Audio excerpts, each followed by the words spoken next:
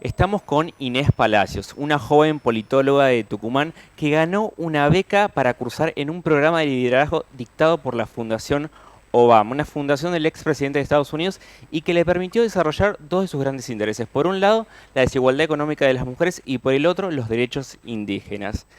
Inés, ¿cómo estás? Muchas gracias por esta charla. Muchas gracias a vos por el ¿Todo espacio. bien? Bueno, Todo Inés, bien. contame, por favor, bueno, ¿cómo llegó esta propuesta? ¿Qué requisitos pedían? ¿Cómo fue el proceso de selección? Mm. El proceso arrancó ya hace 3 años o más, en el 2019, cuando decidí postular a varios posgrados, a varias becas en Estados Unidos, un poco en este proceso de que uno postula varias, con el ideal de quedar en al menos una.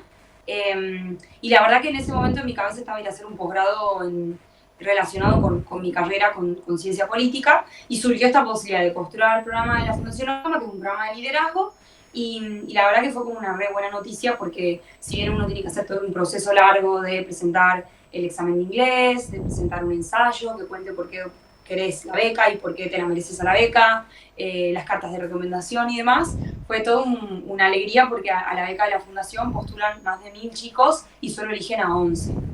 Por lo cual arrancó así. Y nada, cuando se vio una locura, que fue todo finalmente en la pandemia, como se dio en el medio de la pandemia, terminó siendo todo online, pero aún así, siendo todo online, me abrió muchos caminos. ¿Y cómo fue la formación? Tengo entendido que fue de forma online, digamos. Exacto, como te decía recién, el programa fue todo online. Cursábamos materias con la Universidad de Columbia a elección y además teníamos diferentes seminarios con una vertical que es la del liderazgo, liderazgo personal, el liderazgo en equipos. En ese sentido vimos materias o seminarios de negociación, seminarios de autoliderazgo y de una mirada más personal del liderazgo, como decía. Y también un poco el ejercicio de esos 9 meses han sido el de preguntarnos qué queremos ser o cómo queremos impactar. Y la fundación lo que busca es ayudarte y acompañarte y apuntalarte en eso que querés impactar. ¿Y qué herramientas sentís que te aportó a vos? ¿Qué mirada tenés a partir de esa experiencia? Primero, como me abrió la posibilidad de volverme a Tucumán. Yo viví 10 años en Buenos Aires y la beca, al ser todo online, al ser un estipendio económico, al exigirnos que dejáramos nuestros laburos para dedicarnos full time a eso, me abrió la posibilidad de volverme a mi provincia, que estaba en mi deseo, pero como cualquier otra provincia del interior es mucho menos competitiva que el centro del país, ¿no? Entonces me permitió volverme.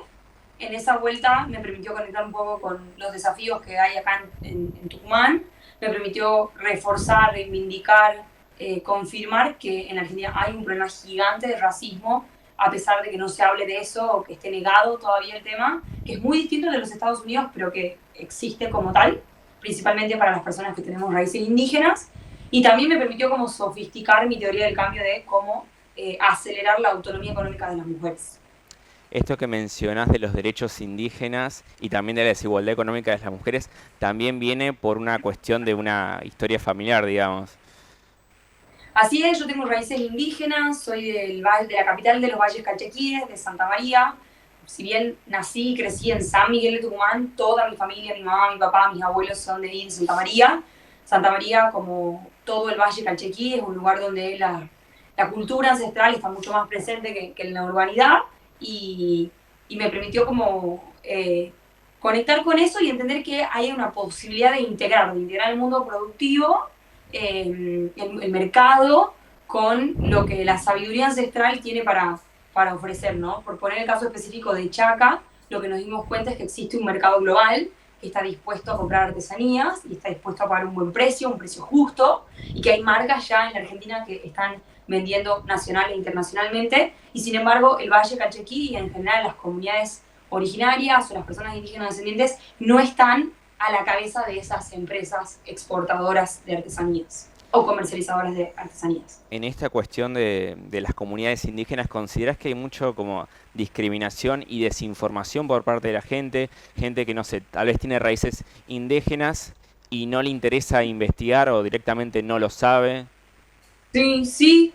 Yo en general siempre hablo de que en la Argentina están operando principalmente 4 tipos de racismos. Por un lado, el racismo internalizado, que es el de no sentirnos cómodos reconociendo nuestras raíces indígenas. Esa incomodidad viene también de un valor cultural, de que inconscientemente la Argentina se erigió en la idea de que ser indígena era menos que ser eurodescendiente, un poco por ese orgullo de que en algún momento la Argentina fue el país que más recibió inmigrantes, o en algún momento en el siglo XVIII, XIX nuestros próceres dijeron que para que la Argentina sea desarrollada tenía que estar poblada de eurodescendientes, porque los indígenas eran salvajes y no iban a aportarle el desarrollo, o muchísimo más atrás en el colonialismo, donde se instaló, digamos, unas instituciones como la MITA, la encomienda y todo lo que significó el sistema productivo de ese momento, que implicaba explotar a las comunidades indígenas, ¿no? Entonces, toda esa historia vieja, larguísima, ya ancestral, que tiene siglos, todavía hoy tiene sus efectos en la Argentina de hoy, como por ejemplo de que nos dé vergüenza reconocer nuestras raíces. Y esto tiene una estadística muy puntual, digamos, el último censo, el del 2010, demostró que solo el 2,4% de los argentinos reconoció sus raíces indígenas. Sin embargo, los análisis antropológicos del Laboratorio de Bioquímica de la UBA, con muestras representativas, logró comprobar que al menos el 60% de los argentinos tenemos raíces indígenas. Por lo cual, si el 60% de los argentinos tenemos raíces indígenas y solo el 2,4% estamos dispuestos a reconocerlas, claramente estamos hablando de un racismo internalizado muy grande. Después existen los microracismos que un poco explican por qué uno tiene estos racismos internalizados, que es decir, qué negro de mierda que sos, qué indio que sos cuando no sos capaz de hacer algo.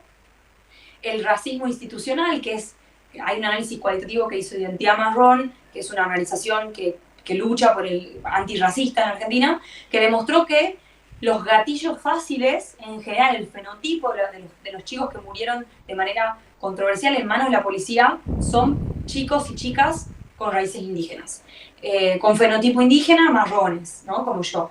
Y el racismo que más nos duele es que es el racismo estructural, ¿no? Que el hecho de que en la Argentina las comunidades indígenas presentan peores indicadores de desarrollo humano que el resto de la población.